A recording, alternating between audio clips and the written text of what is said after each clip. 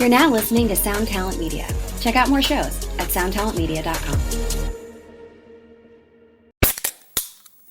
Hey, what's up, everyone? I'm Matt Migaki, the vocalist of Cryptopsy and the host of the Vox and Hops Metal Podcast, where I sit down with fellow metal musicians. We talk all about their lives and music while sharing killer craft beers. If you've ever wanted to sneak backstage and share a beer with one of your favorite musicians, well, Vox and Hops is the podcast for you. This week on the podcast, I dropped a killer episode with Kelly Schaefer of Atheist. There is this episode and over 440 other ones to help you enjoy life, metal, and craft beer. So what are you waiting for? It's time to become a Vox and Hops head. Cheers! Hey, what's going on, folks? We got a new episode for you, which you probably already figured out because you saw it in your podcast player and realized that, yeah, you're here. So that's what matters. That's what matters most. But I've got a really exciting episode for you today. I've got to play a lot of Justin's guitars lately, and I won't get into all of the blah-blah-blah details about that. But a couple things before we get started, and one of those things happens to be about you acquiring new gear. So if you are planning on acquiring new gear from maybe somewhere like Reverb, maybe you've been eyeballing a couple used pedals and a guitar pick and a used pack of strings. I don't know what you're looking at, but if you're looking at something on reverb.com, all you need to do to support this show is go to tonemob.com/reverb and do whatever kind of shopping you're going to do. You do it through there, and a little portion will come back and help support the show, keep this going, and a lot of you are taking me up on that, so thank you for that. That helps keep the mics hot and the lights on and all that good stuff. Keeps me generating content, that's what it does.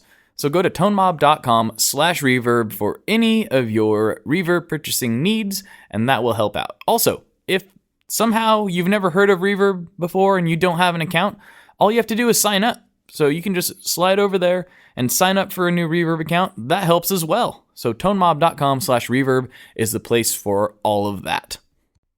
Also, don't forget about the pedal giveaways that we do every month. All you have to do is be signed up for the Tone Mob newsletter. And on that newsletter, here's what you can expect. Once a week or so, I'll be emailing you. Usually it's going to be less than that because I'm busy. But usually it'll be about once a week. I'll be emailing you with all kinds of updates on Tone Mob goings on. Plus, an announcement about the new episode that has came out. Any extra episodes that might be coming out just so you don't miss any of that stuff. That's just how you stay updated on all the really crucial things as far as Tone Mob stuff goes. So you go to tonemob.com, you'll see a little tab that says join the mob. You click that, put in your email, boom, you're done. I'll never sell those emails. They're never going to anybody else. Those are just for you to stay updated on all things Tone Mobbery. And once a month, one of those newsletters that come to your inbox is going to have a trivia question in it. The trivia question will be about something that happened on the show, and all you have to do is be the first person to reply to that email, and you'll win the prize as described in the email. So that's a pretty easy thing for anybody to do. So you just go to tonemob.com, hit the join the mob tab, and then you're done. Okay, enough of that nonsense. Let's get right into this week's episode with Mr. Justin Abernethy of Abernethy Guitars. Enjoy.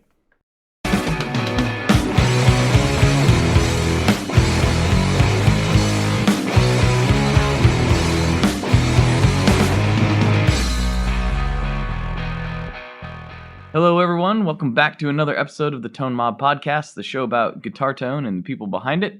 I'm your host, Blake Weiland, and with me today, I have Justin Abernethy from Abernethy Guitars. What's going on, man? Oh, not much. Just sitting here poolside, enjoying the weather. Not really. No, not really. But no. Sitting next to a milked out, half drinking frosted, melted iced coffee. There's worse things. There's worse things you could be sitting next to. That's for sure. Absolutely. Yeah. This one actually was kind of a bummer. It was just super frothy, but not a lot of substance to it. It's like just all foam. Yes, I do know about that all foam life. It's no good. It did the trick though. Feeling good. All right. Well, as long as you're looking for function and not form first, you'll probably be okay then. So, man, we have a lot to talk about, but I want to get into this before we do. The kind of the way this podcast came about, which was I was at Summer NAMM, I was at the Greer booth. Nick Greer gave me a bear hug and told me that and he picked up a guitar and said, "You must play this." And I was like, what is it? And then he handed it to me and I played it, and it was one of your guitars, and it was awesome. And then I said, "Nick, you're right. I needed to play that." And I left his booth. I went to the Old Blood booth, which wasn't too far away. And lo and behold, there was another one. And I was like, well, I guess I should play this one too. So I did that. And then I got back from NAMM, and I was meeting a former podcast guest, Frank Eero had came on, and he wanted to check out some gear, and he was playing in town, so we were hanging out, and he had one. Like, in just rapid succession, it was like I went from not really having any exposure to your guitars to playing 3 of them, and it was like, I got to get this guy on the show. So here we are. I love it. Yeah. Sorry for the silence. I was just grinning so bigly right now. I didn't know what to say. Yeah. Starting with Nick, Nick's been great. Nick's been a huge help. One of those things where just Instagram, the community, this little guitar community we have here. I sent Mike Adams a guitar, which was Bones. And I guess Frank contacted him saying, "What's the story on this one?" And so basically Mike and I went and met Frank at a show he was playing in LA at the Hollywood Palladium. Is that right? Hollywood Palladium. Yeah. Hollywood Bowl. Yeah. I don't know all those LA videos. It was or the venues. Palladium, I believe. Yeah, it was. I get confused, but so yeah, that's how he ended up with that one. And then at the same time, Nick had asked Mike, "What's the story on the black one?" And I kind of had just reached out and sent him a message directly and said, "Hey, I got this gold one. I can send it to you if you're interested in checking it out." And just kind of went from there, And he seems to love it. And he and I have actually become pretty good friends. We speak almost daily through messaging, and and then from there it's just he turned me on, hooked me up with Eli from Walk the Moon, and hooked me up with Anthony Pirog from the Mesthetics, and the spider web just keeps growing. Keeps spiraling out of control.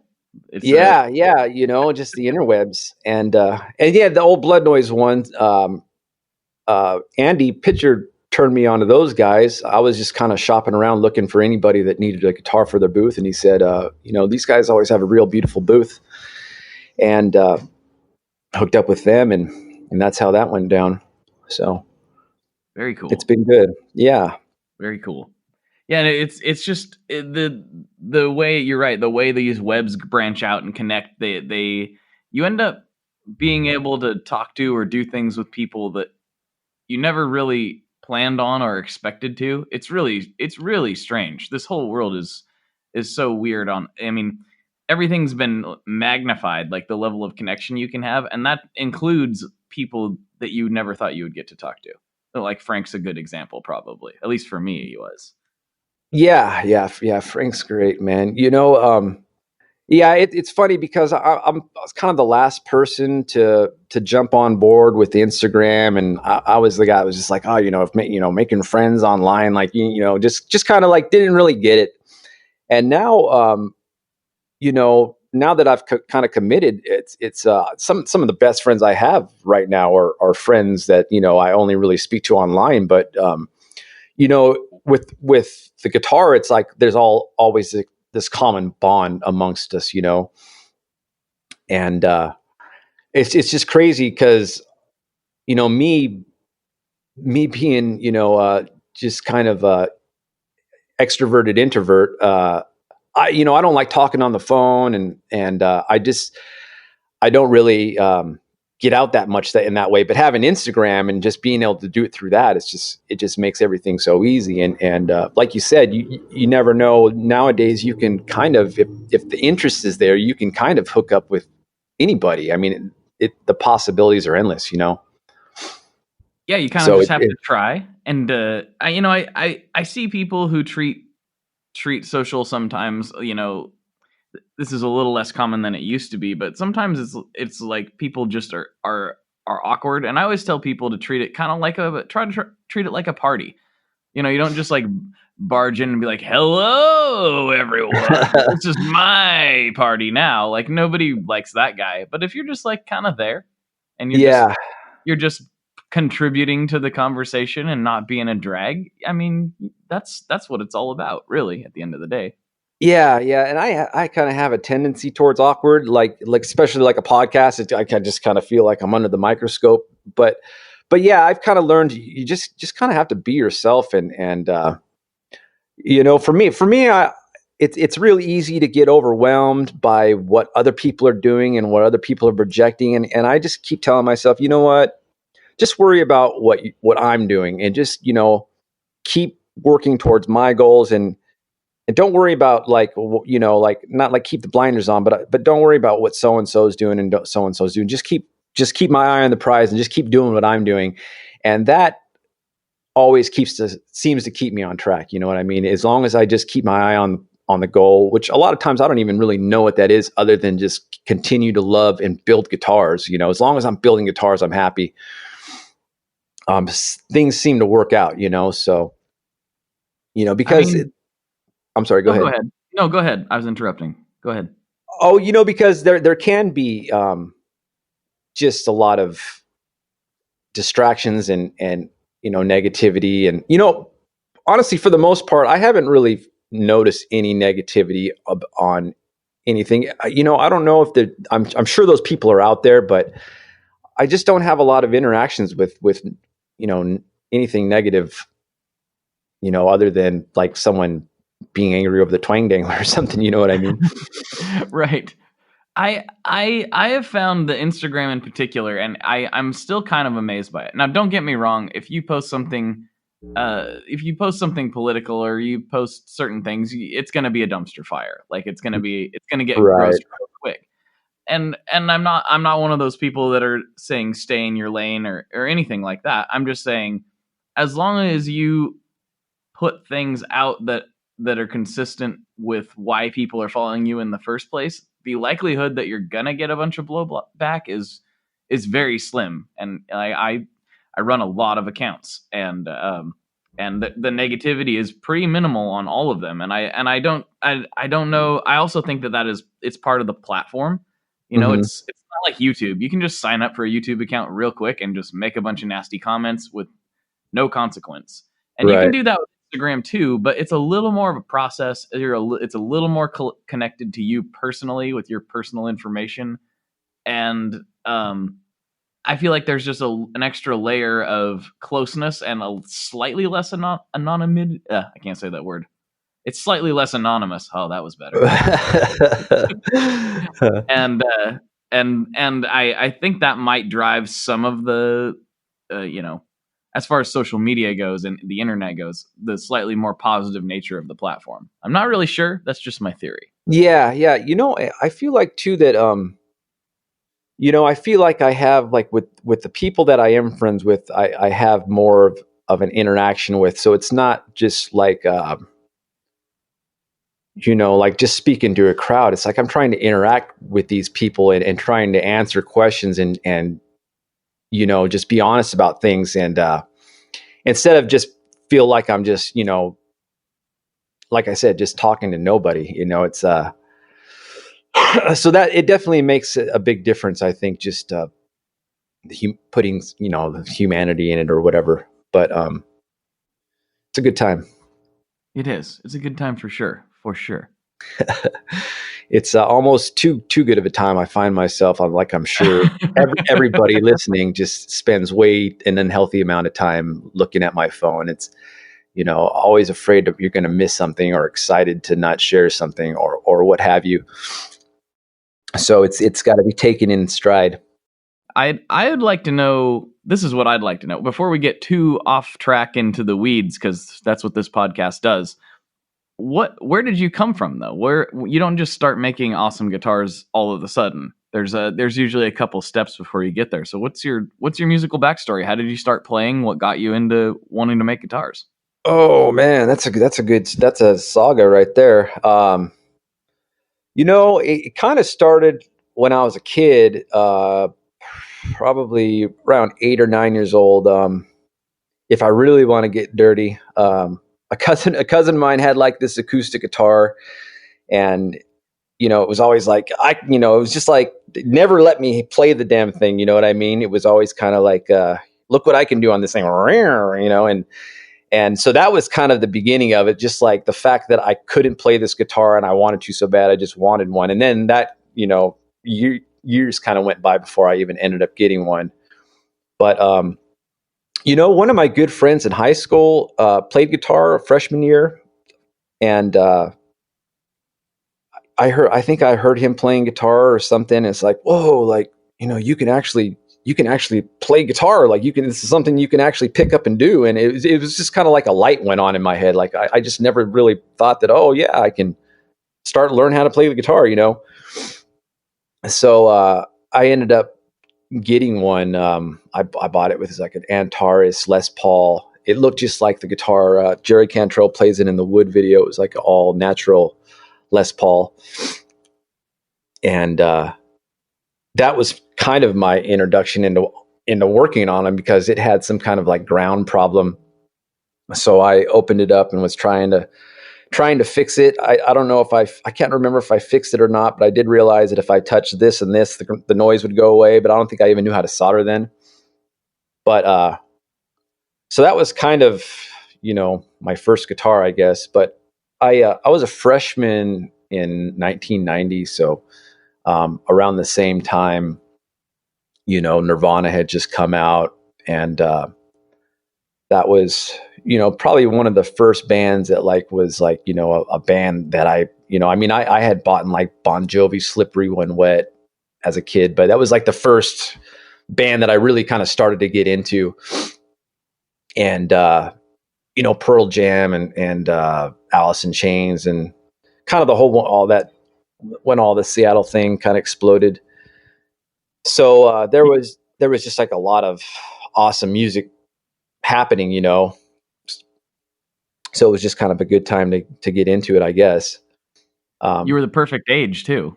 Yeah. I was like, I think 15 when I got my first guitar. And Nice. I think the first thing I learned how to play was Enter Sandman, and because it was like actually on the radio at that time, and my friend was like literally telling me how to play guitar over the phone. Like he taught me how to tune it over the phone, and put your finger on the 5th fret and hear that, and make keep turning the key until the sounds line up, and literally like kind of teaching me tab over the phone. So Wow. it was like that from the very beginning. I mean, I think I was playing in a band before, like I even could hardly even play, which I think probably is true for a lot of people. It's like you really want to just do it so bad. And then, playing kind of comes later, learning how to play, but the spirit was there from the beginning.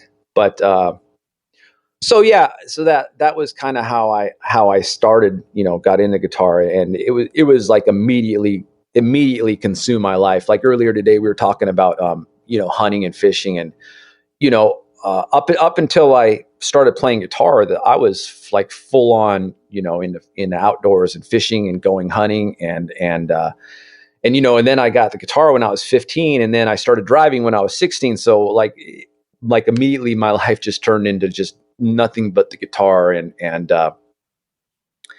like I said, played in bands. I started playing bass kind of to fill up empty position, and then finally graduated high school, and an opportunity arose to go and work in a music store, basically apprenticing for doing guitar repair.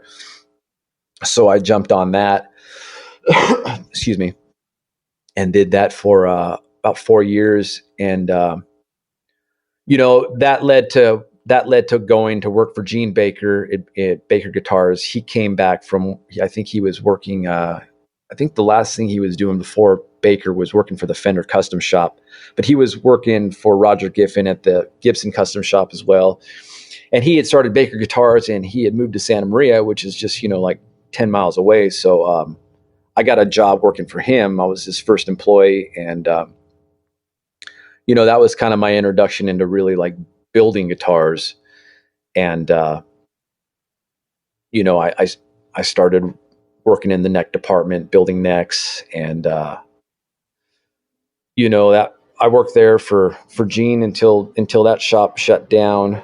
And then I went on to Ernie Ball, and I worked there for a few years, working in assembly and working in repair, and kind of got tired of working there, and went over to National Resophonic, where another friend of mine was working. And I worked there for a few years, fitting necks to bodies and assembly, and working in the neck department again. And then Gene came back to town. Like he had started another company called Fine Tune Instruments with his B3 line, and he was, I had kind of gotten tired tired and also just broke driving. It was like 60 miles a day back and forth, and I wasn't making a lot of money. So, Gene opened his shop, and it was like literally like closer than the first shop. It was like 6 minutes away from my house. And I was going to, be physically building guitars again. And so I went back to work for him. And not long after, starting to work for Gene again, he ended up merging with a couple guys, and they formed Premier Builders Guild, which was, basically a U.S. manufacturer for doing, the Baker line, the Fanos, the Saul Cole stuff, Roger Giffen, Jason Schroeder. They all had, a small line that we were building in house. And, that went down for a few years. And basically I got laid off and started my company. And that was basically right at the beginning of 2014. That's kind of the condensed version of the story. And I feel like maybe I drifted off the question. No, I mean maybe a little bit, but you brought up some good points. I didn't know all of that, and you've now worked for basically one of the biggest one of the biggest builders in the country, Ernie Ball. They've got to be up there, right? Yeah, for sure. And then also yourself, one of the smallest builders in the country, and I don't mean that in a negative way. It's just just the reality of the situation. And then every shade in between. Like, can you compare and contrast those at all? Is there some things you liked about working on the more assembly line stuff versus the more custom stuff, and vice versa? Or what are your kind of perspectives there? Absolutely. Well, like speaking about Ernie Ball, working at Ernie Ball was great. If you were like looking for just a steady job, you're the kind of guy that likes working on the production line. It was kind of the job made in heaven, a nonstop supply of orders, just busy work to make the day fly by, short weeks. But being, me being me, like I didn't go to work there because I want to work on guitars. I went to work. I went to work there kind of as a means to an end, and I love physically building the guitars. So in that respect, it just wasn't the place for me. So I essentially just kind of got complacent, kind of got bored of just kind of doing the same thing every day. People were great. Some of the nicest people I've ever worked for, but I just needed more. I just needed to do something more. Whereas compared to like working for Gene, like for several periods, it was just like he and I in the shop. He was, on the computer dealing with customers or what have you, or running the CNC. And I was, gluing necks and bodies or fretting necks or cutting inlays. And, you got two people kind of, doing everything. Like, if one of us doesn't clean the bathroom, the bathroom's not getting cleaned. You know what I mean? So, right. You know what I mean? It's much different. And then like to compare it with what I'm doing now, like I've realized how good I've had it in both, because now it's like, I don't take a single piece of sandpaper for granted or double stick tape or anything. You know what I mean? It's like I cherish like all my materials, because now I'm actually buying the stuff myself and So, maybe working for myself would have been a better perspective working for them in the long run, because I would have, appreciated these things more. But uh, either way, I've seen both sides of it, and like I said, I'm at a point now where if I'm not sanding a guitar, guitars aren't being sanded. You know what I mean? Like if I'm not out there working, then nothing's happening at all because I'm the only one doing everything. So um, it's just much different. I like it. I like it like that. I mean, it'd definitely be nice to have help, but with my OCD and everything, I like just being able to stay right on top of everything, and just having all the details under my wings like that. Um, but Yeah.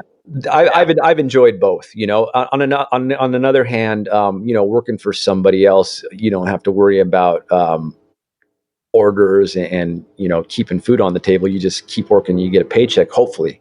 you know so I'm still working Right. towards that. It's like on one hand I don't have the overhead, but on another hand, it's purely I have to be purely self motivated, and I have to get out there and make it happen no matter what. So it's exciting. Yeah, I can kind of relate to that. I definitely, for years took a lot of comfort in just, being able to just go somewhere, do the job and go home.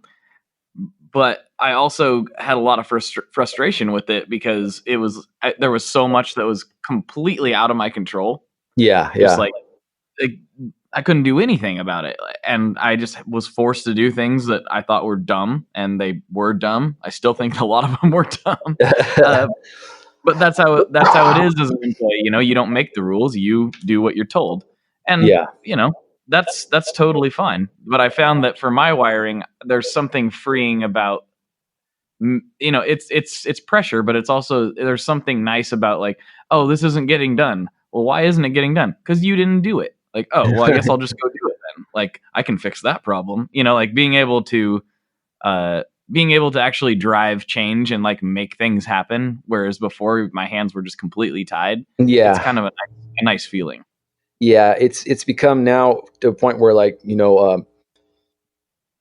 building guitars is like the one thing I can count on, because I know how to build the guitars. I love building the guitars. That's no problem. But like the business part of it, putting a price on it, making like any kind of quality audio or demo for people to see, that's a constant struggle and work in process, because I can be a jack of all trades to an extent, but it's like, am I going to waste half the day setting up the camera to try and get a shot of me doing what I just need to be doing? Or am I just going to do the work and get it done so that I can move on to the next step? It's kind of constant, like a walking a fine line between, okay, I'm trying to make some substance to put on Instagram that looks cool, but at the same time, I can't spend too much time on it, because like, what am I trying to do? Make a video or finish this guitar? You know what I mean? So it's always kind of juggling that with everything, though, with the website, and like I said, with doing audio, and it's just, there's only so much time in a day, and I sleep very little as it is. So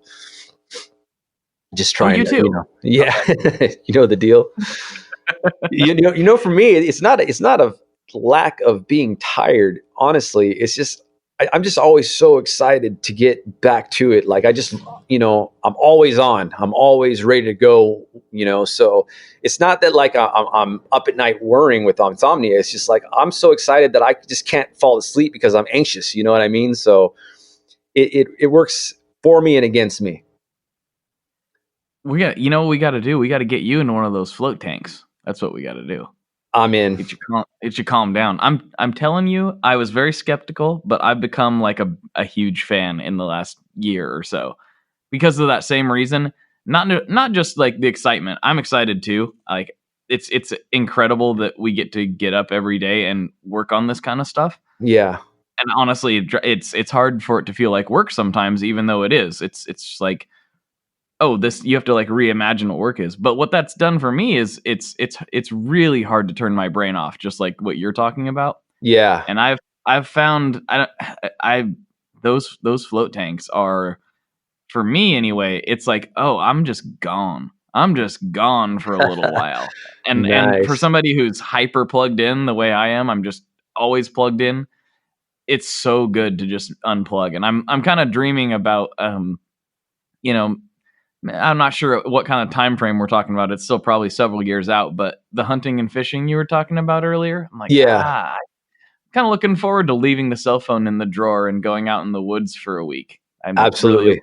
I'm really looking forward to that a lot. Yeah. That's kind of like one of the most refreshing modern day things that I think I personally experience is just, you know, just on the daily to some extent, just completely turning it off and making a point of physically turning it off and going out and just getting some vitamin D, playing. You know what I mean? You just got to do it. I And think we've become so digital now, and yeah, I think it's a great thing. Like we were talking about, like some of the coolest people that I get to talk to are because of the internet. I love the internet, but I do think that it's having um, especially for guys who kind of grew up the way we did, like we came into the internet, we weren't born with it. It's like it's still like a little bit jarring, and also like, oh, we just spend all our time in here. That's what we do now. What about the yeah, tree? What about trees and stuff? Like, yeah. It's weird because aside from just being amused by it, all like it's literally become part of my business is being on the phone and emailing and talking to people and posting pictures and what have you. And a lot of the time I hate, it's like I hate being on my phone in front of Lola, my daughter. And it's always kind of like a constant thing of just like making sure that it's almost kind of like it's like I'm like, I'm not like hiding it from her, because I know that, the technology is something that, you just kind of have to be a part of these days, unless you're going to be like Grizzly Adams and live out in the woods.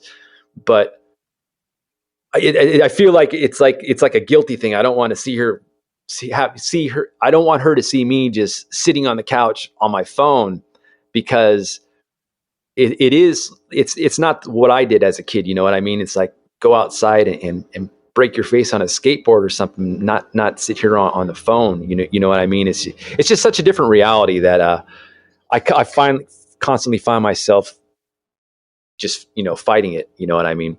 yeah, it's really a strange situation we've kind of found ourselves in as a society, where we want to be connected, we want to be available, but we sometimes make ourselves too available on our phone and not as available in real life. And it's a weird thing that I don't think any of us ever really anticipated, probably. But we better maybe slide into something else, because this is a subject that I could go on and on about. So let's see here.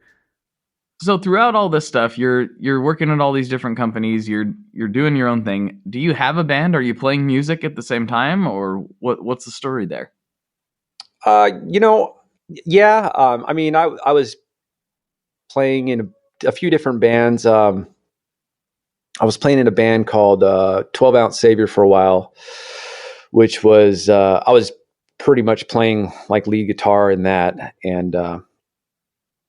and then I was also playing bass in a punk band called The First Line. So yeah, I continued to play music throughout working, although I haven't played in a band now probably probably like 8 or 9 years. It's just turned into just the bedroom rocker thing. Oh yes, I do know. Pretty much. It's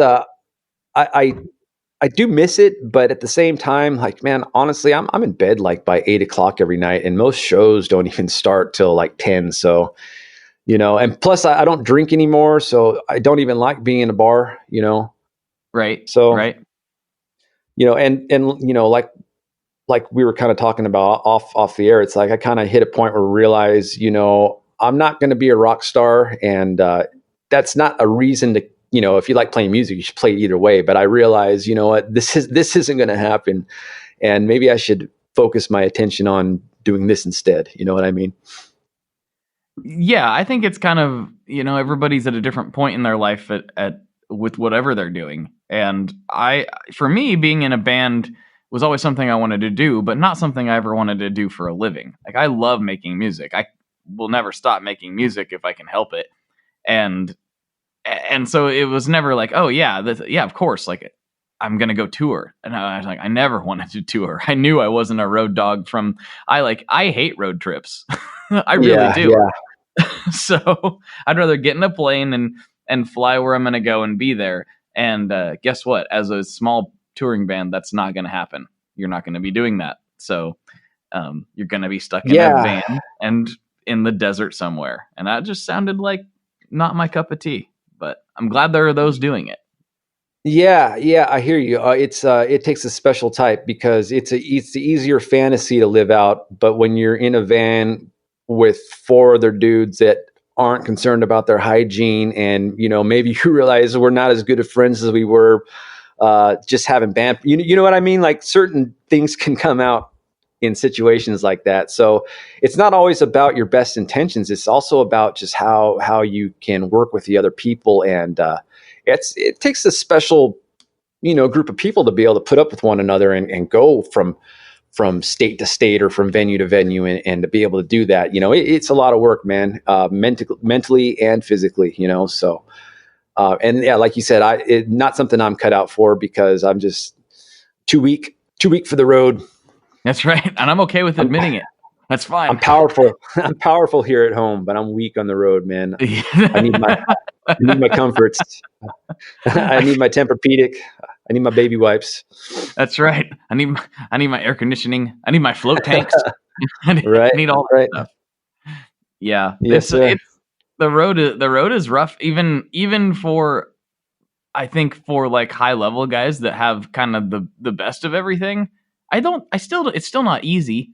Like traveling's not fun even if you have everything taken care of. Like it's just a jarring process, and to be doing that to yourself, changing time zones, blah blah blah blah blah, everything. It's so backwards from how we're wired as humans.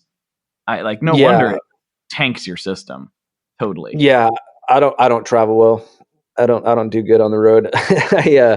I've spent just like too much time here, institutionalized in my little square space here that I always feel, I'm from just Guadalupe's a beautiful little farming town and, out in the middle of nowhere kind of, and everything has a quicker pace than Guadalupe. So anytime I've got to go to like LA or, if I get past Santa Barbara going south or past like, Paso going north, I start white knuckling it really hard and just, I'm not a real comfortable driver, I guess, is part of the thing. Like I drive fine, don't get me wrong, but like if I don't know the exact path I'm going from point A to point B, I just get nervous on the road. And then you got all these psychos on driving next to you, and half the people are on their phones, you know what I mean, not even paying attention. So unless someone's going to drive me somewhere, I usually don't go too far. You know what I mean? Yes, I do. Yeah. So, I kind of broke the ice with NAM last year because, it kind of like, well, you're going to go to NAM or you're not, you got to go to LA. It's not coming to you. So, right. And even there, I had a friend, one of my best friends, he came and he basically drove me down there and drove me back. Cause like, it's like, I'm at a point where it's like, well, how bad do I really want to go? Do I want to kill myself getting there?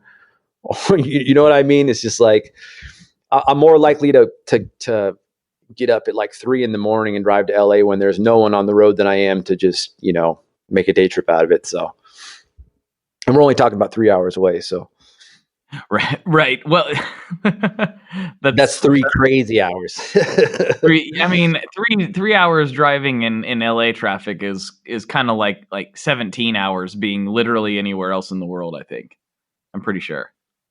Yeah, I know it takes a while to get from point A to point B in that traffic. Even if you're like, just going from one small town to the next, it's the traffic really slows you down. A 10-minute drive turns into pretty much like an hour.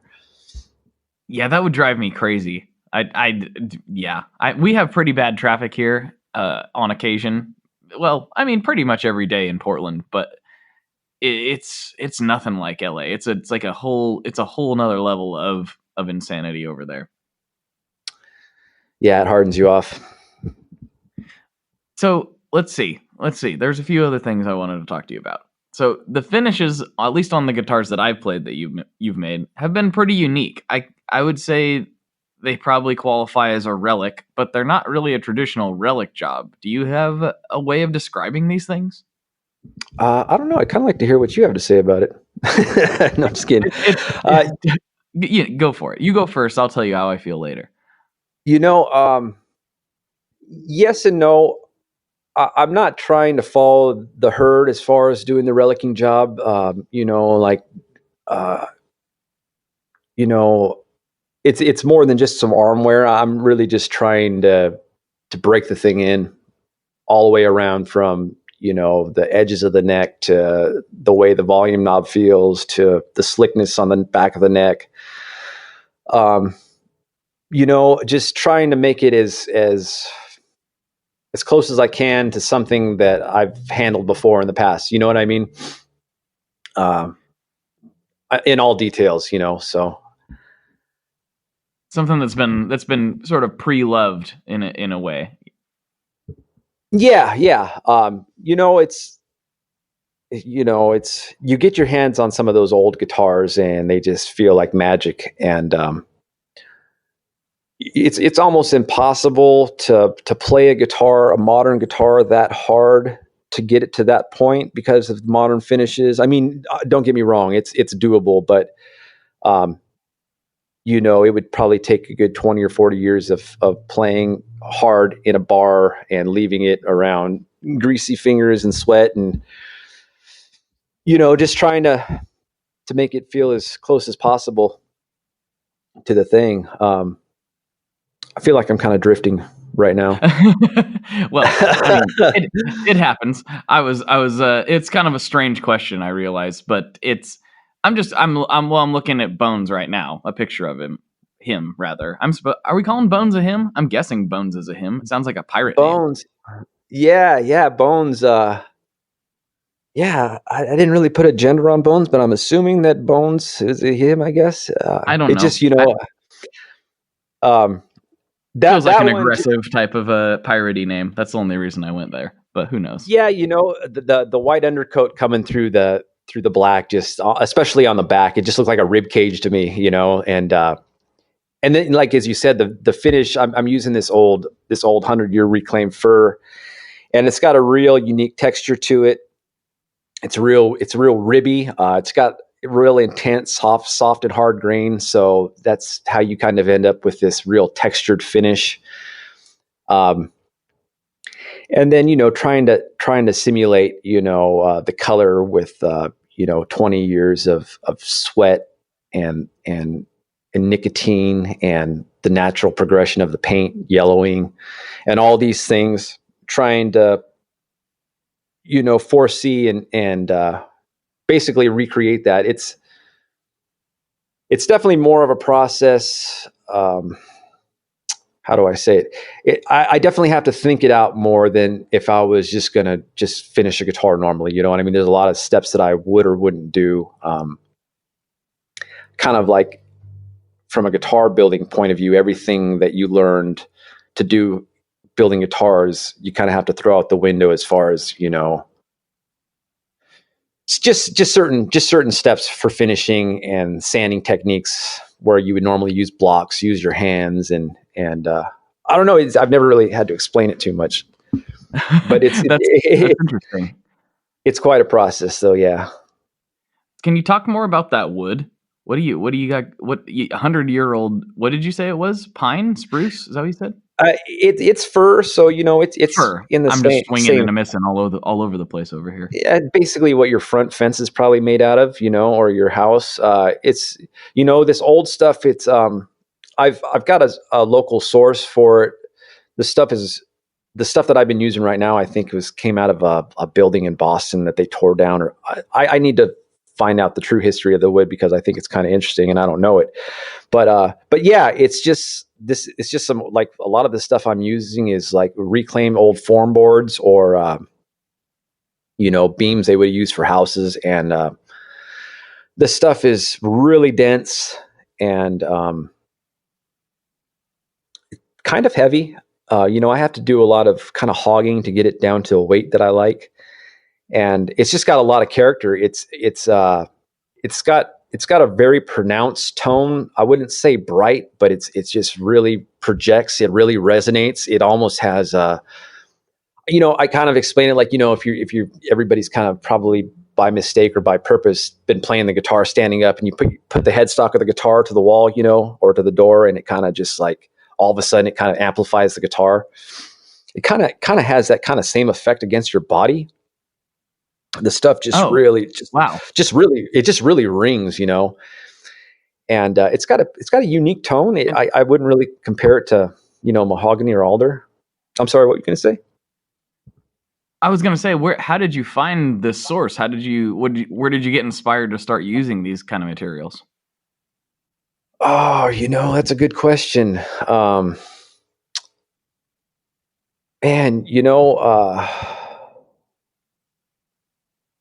wow, that's a really good question. Nobody even knows. It's a mystery. I don't think anybody does know. Including I think yourself? I think I kind of stumbled on it kind of accidentally. It was kind of more, I've had this like stockpile of lumber that I've been collecting for years and years since first, started working at Baker. And, I think over the course of just building these guitars, I have finally kind of whittled down my stockpile, and, I was just looking for a local source of lumber, and, came across this part. I want to think there was something more specific that led me to the fir.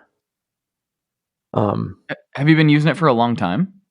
No. I kind of started using it with the Sonic Empress model. I've kind of really only been using it with the Sonic Empress model, and okay, I'm kind of getting it. I would definitely have to say part of my inspiration for using the fir is been inspired by Novo. I know that Dennis likes to use that reclaimed or that tempered pine, I think. Yeah, he does some pine stuff for sure. Yeah, and it's just a super. She's a huge fan of Dennis's work, and I've got a few friends that work there, and just really kind of being inspired by a lot of what he's doing. And I think that part of it, maybe I kind of stumbled across the fir that way, but I can't say specifically. I think more than anything, it's just something I can get here locally, and it's fairly inexpensive compared to like what I was paying for before. I feel like that's a cheap answer. I feel like I'm cheating the audience. I do. I feel like we're totally we're cheated right now. I want my money back. You know what? later on, I'm gonna be like, oh, that's why I was using it. Damn it. That's right. Like, oh, we'll have to put a footnote in there. I don't know. Yeah. Or you'll just have to come back on sometime and speak a bunch of nonsense. That sounds pretty good to me. Yeah, the stuff is really unique, though. It's just it's really it takes a little bit more work to make the stuff workable because it is so old and it's brittle. But once I have this stuff all dialed in, it's just like working with anything else, I guess. It's got a really intense smell, though. Like, what was that? Did you hear that? I heard something. Sounded like you got a notification or something. Yeah. Okay. I just want to make sure we're still connected. It smells old. It smells like if you went into like your grandma's house or I don't know, but it's got like a really unique old smell to it. And, I don't know. I always feel nostalgic when I'm working on this stuff. Sliding back to the finishes a little bit, are you a nitro guy? Do you use something else, or what's your thoughts on guitar finishes? All watercolor, all finger paints, all the time. Oh yeah, for durability's sake, of course. Yeah. Well, Lola, she's just got a stockpile of these 99-cent little finger paints. So you get about 100 of those and melt them down and get your hand in there and you just get dirty. You just start slopping it around. That's what you meant when you said you don't use traditional quote unquote techniques. I see what you're saying. I got it. Yeah, you light a candle, you maybe take your shirt off, and you start, you just start caressing the guitar, and then next thing you know, you got a beautiful finish. Sure, I don't think that's how it works. I don't think so. Yeah, man, I'm all lacquer here. I never set out to be like Johnny Lacquer guy, but it's basically what I can spray. It's so easy to work with. It works well with what I'm doing because it checks so nicely. Where most other finishes, I don't think any other finish will age the way lacquer does. It just really works good for what I'm doing. If I wasn't distressing the guitars, honestly, I would probably switch to water-based or something, and I might do that eventually anyways, but for now, sticking to the lacquer. Nice. Yeah. I make jokes with my friends sometimes when we're talking about guitar finishes and how much I do prefer nitro, not because of sound, but I actually prefer it because it's a worse quality finish.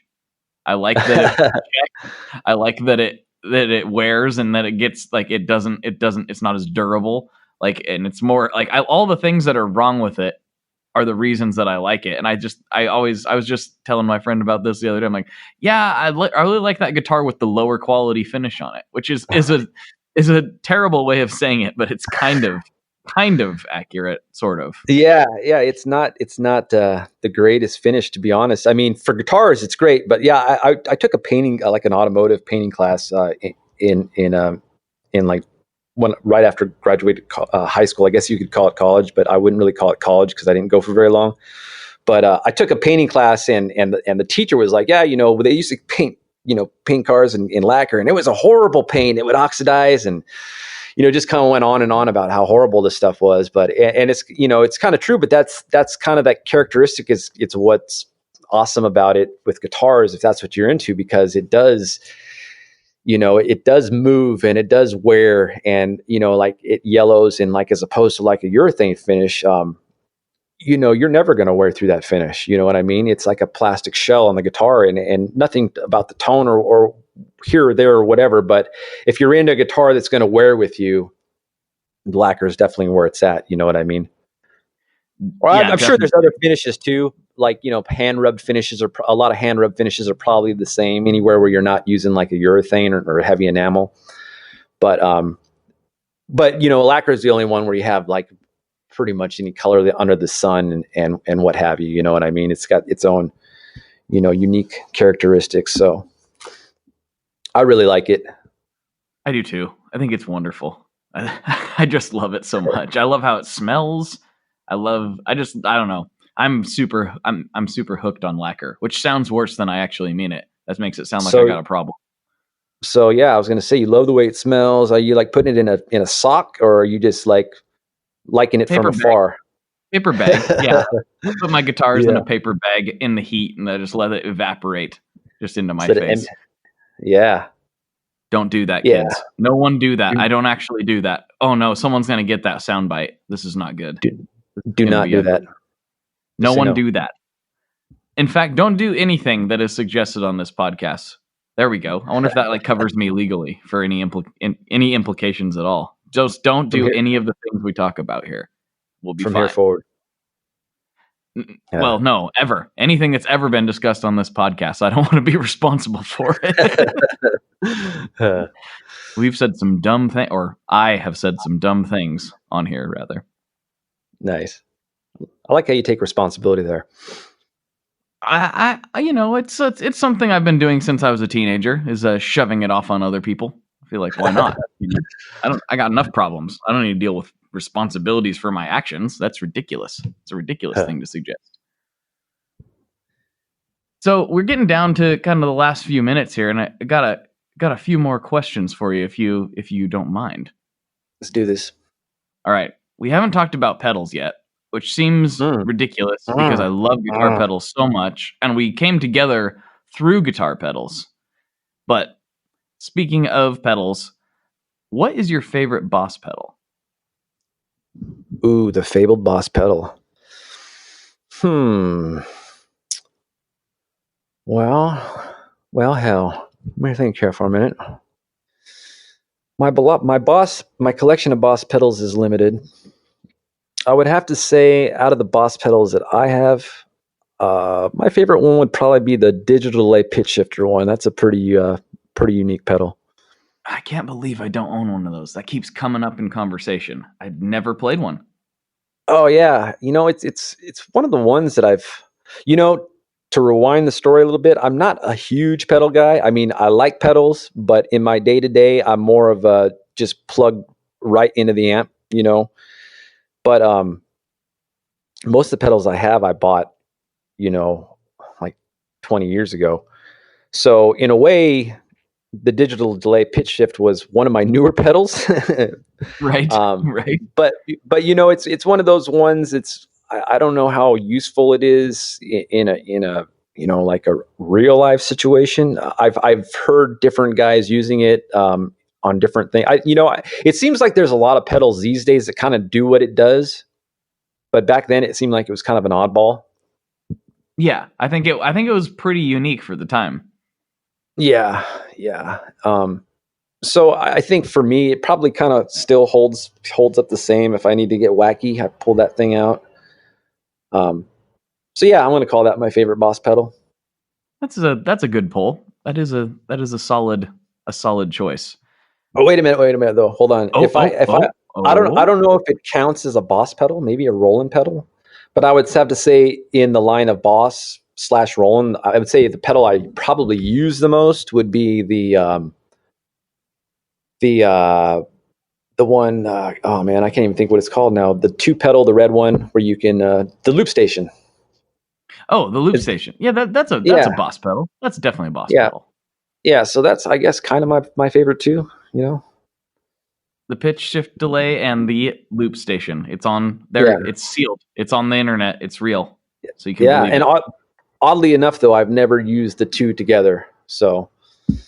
Because there's probably about 10 years of separation between the pitch shift and me getting the loop station, and the paths just never crossed.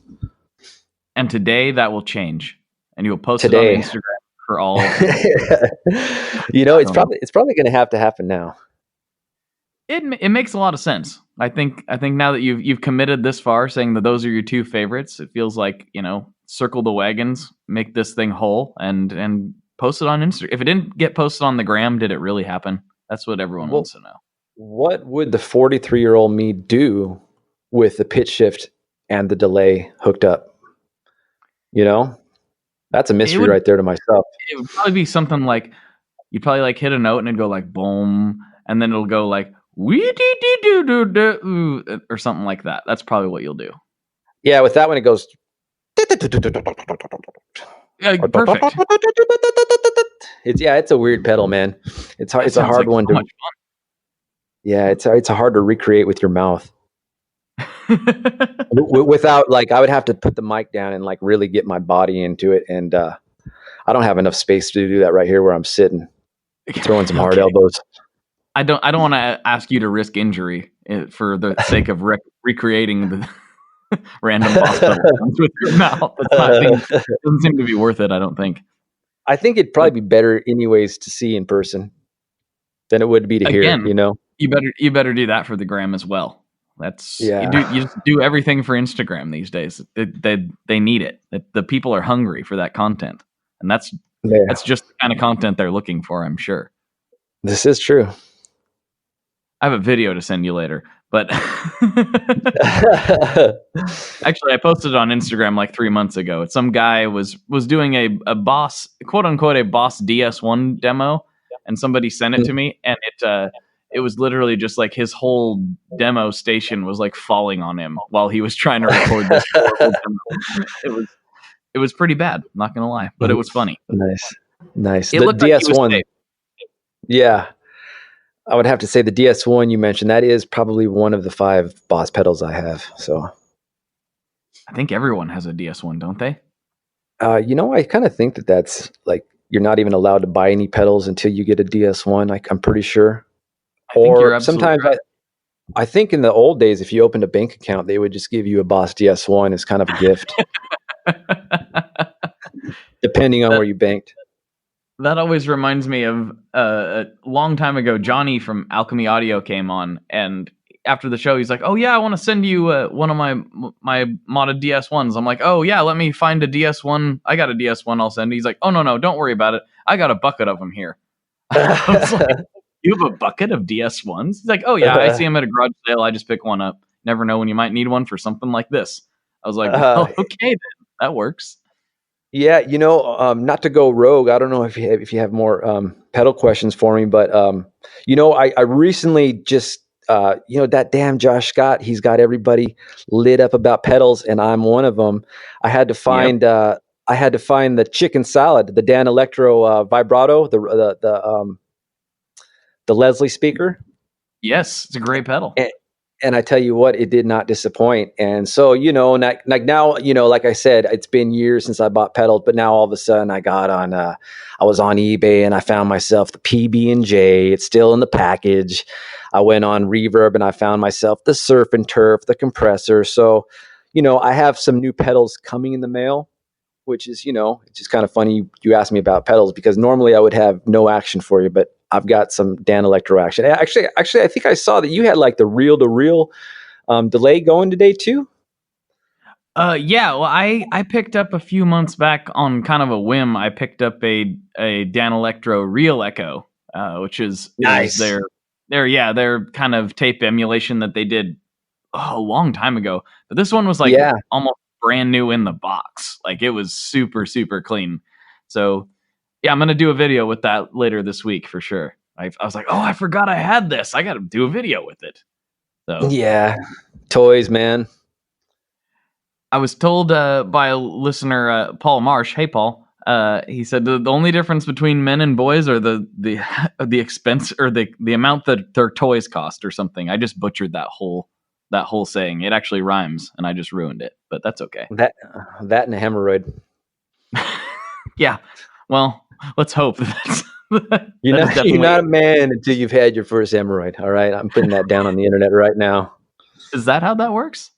I think so. Okay. All right. We'll have to consult a physician about that or something. I'm not sure that that's entirely scientifically accurate, but it's just again, I don't want to be responsible for anything on this podcast. The body changes. I tell you, when you hit 40, man, you need glasses and you got to start getting that fiber in there, man. No joke. Can't mess around anymore. I believe it. I've seen some changes at 30 that I wasn't expecting. Like, hey, wait a minute. I was told this doesn't happen until you're 40. Why can't I breathe? Why can't not really. Why am I so out of shape all of a sudden? What's going on? The night before my 40th birthday, I could see. I had 20/20 vision. The day of my 40th birthday, I was blind. It would happen that fast. I've gone through like 3 prescriptions already. This is some sort of cruel joke being played on us. It has to be. It is, man. I think if you looked at the human from space, you could probably see this stuff coming. But right here in the here and the now, it's just you just got to wait for it to happen. I was gonna compliment you further. I really like your guitars. I've told you that already. I'm even more impressed that you can build them blind. That's just incredible. I don't know how. This is some next level stuff. Really. Really amazing. It's a feel thing. You got to get used to, your materials. And, once you can build one in the dark, then, you're set up, you're ready to move on to the next level. So you're a true master once you can build an entire guitar in the dark. Or in the bathtub, all soaped up. In the bathtub. That gets tricky, especially when there's power tools involved. And wood. I mean, I feel like things that's just slippery. Yeah, that sounds dangerous. But, extreme lutherie is what this is. We're talking about an extreme sport now. Maybe we can televise it. Yeah, the steam in the water, though, it keeps the sawdust down to a nice manageable level, though. So it's, it's got its ups and downs. It's got its pluses and minuses. You might not have to wear a dust mask. That could be It's hard. It's harder to hold a file, though, when you got prune hands. It's, so everything everything in moderation. All right, Justin. We're reaching the end of the podcast. And I know we've covered a lot of good ground here. We've give people all of the information they could ever ask for and more. I mean, I don't know what more they could want. But I do have one more question for you. I'm feeling just loosened up right now. This is the big one. This is the granddaddy question. It's the Hail Mary. Mm-hmm. What kind of pizza do you like? Oh man. Well, to start off, I don't like pizza. I love pizza. And My man, heart sank for a second there. That was whew. All right. Okay. All right. We're good. We're good. I feel like you're asking any mother to like say who's your favorite child. You know, it's a hard call. To start off, I will say that generally I'm a traditionalist. I like pepperoni, like a combination red sauce, pepperoni, mushrooms, olives, onions. For the most part, I'm not too much of the macaroni and cheese, the pesto. I don't really roll that way too much. But that being said, I don't kick a barbecue chicken slice out of bed. If that's what you got, I'll do that. Right. I'll do the white sauce. I'll do pesto sauce. If that's the game you want to play. I won't argue with you. I'm not going to arm wrestle over it. What about crust thicknesses? Regional styles. Anything else to add on there? Or you just pretty much if it meets those specifications, you're down. I have my favorites, and I have my favorites within the favorites. I do love some thick crust. There's a joint here in Orchid called Patricio's. It makes just this old school, it's got like a pound of cheese on it. It's just delicious. Like, you can eat like one slice and you just feel bloated. But then again, I also like, one that we've been going to a lot lately is Blaze. It's like the Subway of pizza, and they got that super thin crust, and it's just really enjoyable. I like them both.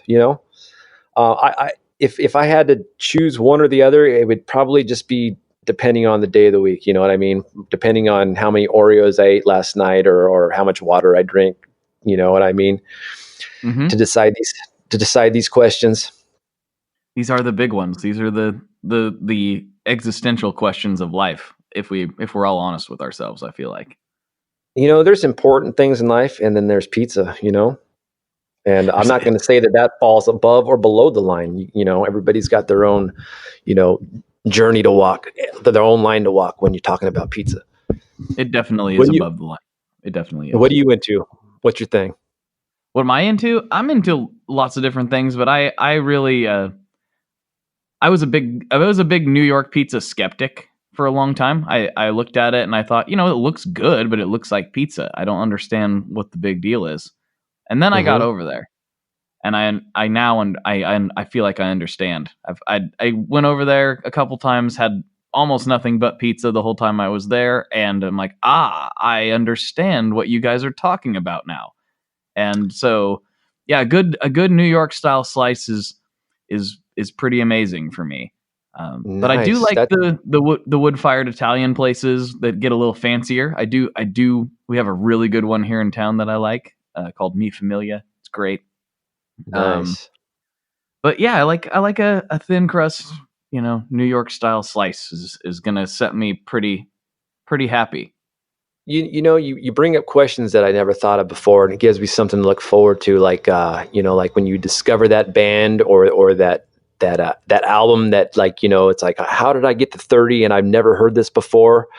Yep. And it's when it's in a way, I'm kind of a pizza virgin, because I've eaten lots and lots of pizza, like almost on the weekly, but I've only eaten the pizza like in the radius around where I live. You talk about New York. I can't say that I've had real New York pizza. I've had like, some big like New York style slices, but I don't know that I've ever had real New York pizza or like a real Chicago deep dish. I've seen these pictures of these crazy looking, deep dish pizzas. I've never had one like that before. So it's like, there's like this whole other world of pizza that I've never even dipped my little pinky toe into. So I feel like there's a giant kingdom of pizza awaiting me out there that I'm not even privy to. I don't even know if I know what my favorite pizza is. I might not even know that yet. I just know what my favorite pizza is up to this point in life.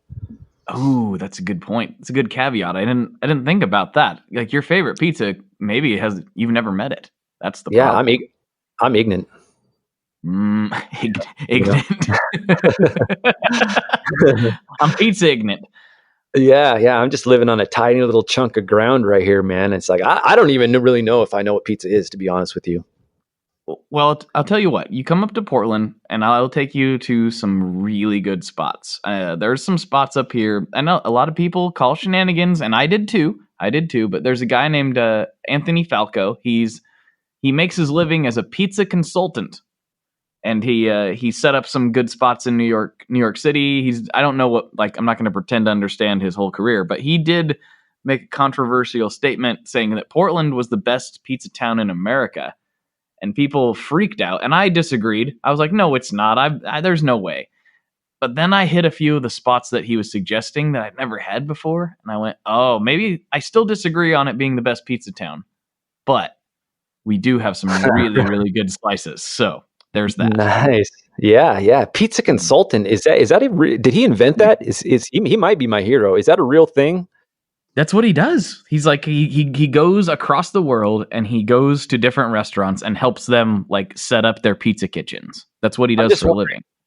I'm just wondering, is he the first pizza consultant, or is like that already a job that like existed? I mean, because I don't remember ever seeing any kind of job opening for a pizza consultant, because I'm pretty sure I would have jumped on that.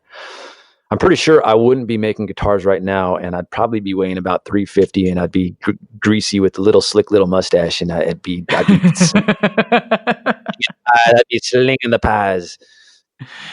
But you'd be so happy. You'd be so happy. Yeah, it's kind of like, can I be like the ambassador for like ice cream drumsticks? Is that a real thing? Because I'm happy to go, town to town and talk about ice cream cones and how, the different flavors, and how if you mix the Rocky Road with a strawberry, you're going to end up with like a chocolate strawberry thing, or, you know what I mean? I'm happy to talk about these things. Yeah, I mean, you're talking about the big issues, the things that really matter. I just wish that DC would finally listen. You know what I mean? Like, hey, that's what America really needs. Like every subject needs like a professional, of some sort, a genius, a go-to guy. I don't mind being that guy. You'll be that guy for ice cream? That you're going to be your new goal? One of many things, it's just, you're opening my eyes to these job openings that I just didn't realize were out there. Maybe I'll be like a steak bite tryer or something. There's got to be an opening for that somewhere, like a fettuccine noodle professional taster or something. I'm a professional Alfredo sauce tester. I'm a professional only Alfredo sauce. I'm a professional French bread dipper. Well, I'll be a saucier. A saucier. See, look what you've done. Actually, yeah. It's funny that you say that, because there's a listener with that last name. Shout out to Mr. Saucier. Oh, that's great, man. That's a great name. It is. It's great. It's a great guy. Word. It's got to be a great job too. All right, Justin, do you have anything else you'd like to leave the people with today? Oh man, just my total gratitude and thanks for just thinking about me and for putting me on the show, man. It really means a lot. Like I said, I really cherish what I've started to consider like this extended family, which is this Instagram community. Like I said, I've made so many really good friends that are more than just somebody that I type to. You know what I mean? Like, so it's just really awesome. And aside from anybody needing a kick-ass custom guitar, I just would like to invite everybody to come check me out. Send me an email if you want. I'm easy to reach. And yeah, that's about it, man. That works. All right. Well, thank you very much for coming on. I really enjoyed the chat, and I look forward to, hanging out with you on the internet and hopefully in real life in Anaheim here in a few months. Absolutely. Look forward to that for sure. We'll be there.